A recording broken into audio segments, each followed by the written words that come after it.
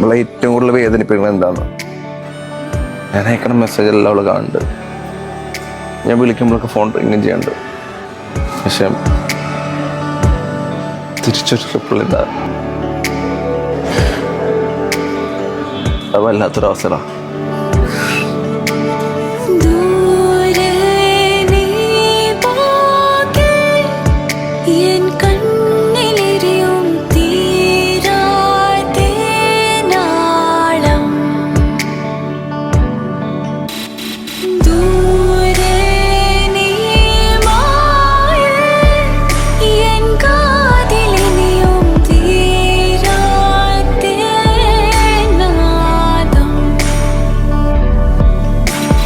എനിക്കാണ് മിസ് ചെയ്യണ്ടോ?